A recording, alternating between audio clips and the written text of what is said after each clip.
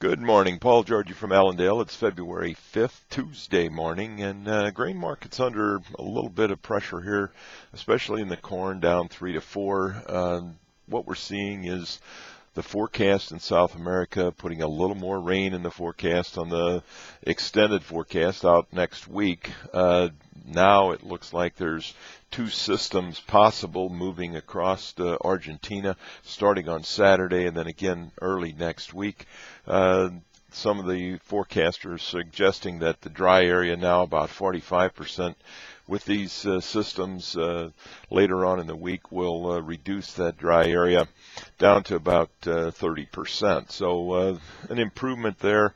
Some of the supportive factors in soybeans, however, is the traders are expecting China to be doing some more buying here the balance of the week because they start their New Year holiday on Saturday.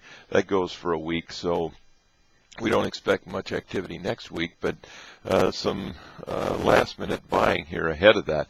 The lineups in Brazil now are estimated at about 40 days before a boat can get loaded. So that is also giving us a little hope that the soybean buyers will come to the U.S. in order to fill immediate needs. Overnight, palm oil was lower in Asia. Beans and corn were slightly lower. So not much activity there, and again, not a lot of news that is specifically weighing on the market. The demand side of the equation is getting more attention again. Poor exports, just absolutely no interest in U.S. corn because of its higher price than South America. The Renewable Fuels Association stated yesterday that about 17% of the ethanol plants are now closed.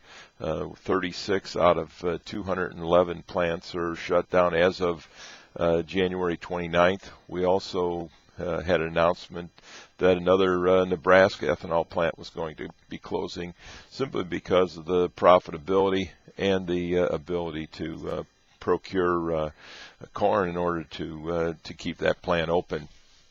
Argentina did announce yesterday that they are going to have a freeze on grocery prices for 2 months at all the major chains and grocery stores in Argentina in order to try to get control of that inflation that they have in Argentina. We've also got a report coming up on Friday, the February monthly supply-demand report. We've got the USDA putting out their 10-year baseline projections, and that'll come out on Monday.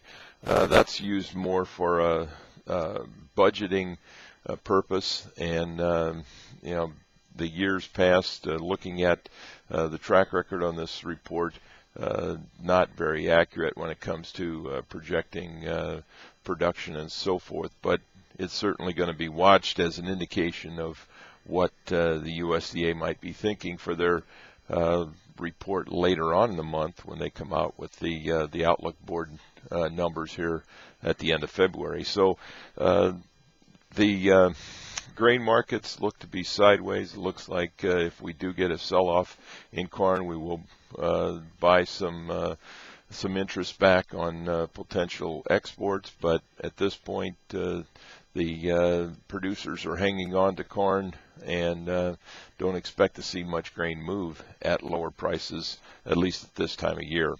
In the livestock market, cattle prices are higher in the nearby contracts. The first notice day yesterday expecting big deliveries because of the basis spread between the cash and the futures. However, only 17 delivers yesterday, and that's giving the futures a little bit of strength here this morning.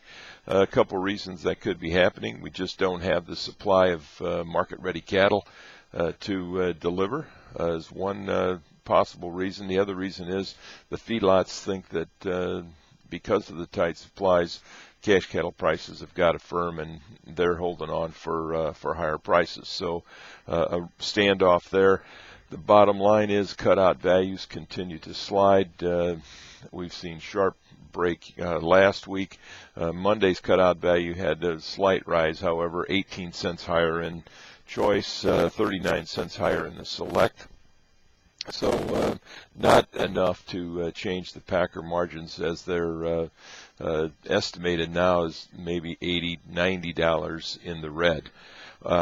Pork cutout values were lower yesterday. We've expect that we'll see some more hogs move the market here this week because of the extremely cold weather last week.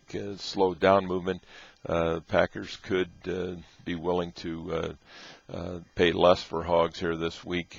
Product is and beef and pork competition at the retail counter with the drop in beef prices now is becoming more competitive and taking over some of the spotlight from pork. So a battle between beef and pork at the retail counter, a battle in the country between feedlots and packers. So it makes for an interesting market. Should have some volatility here in livestock over the next several days. I want to remind everybody we've got some meetings coming up out in Watertown, South Dakota, Mankato, Minnesota, and Riverside, Iowa here in the next few weeks. Check our website, get all the details on that. We'd love to have you stop by.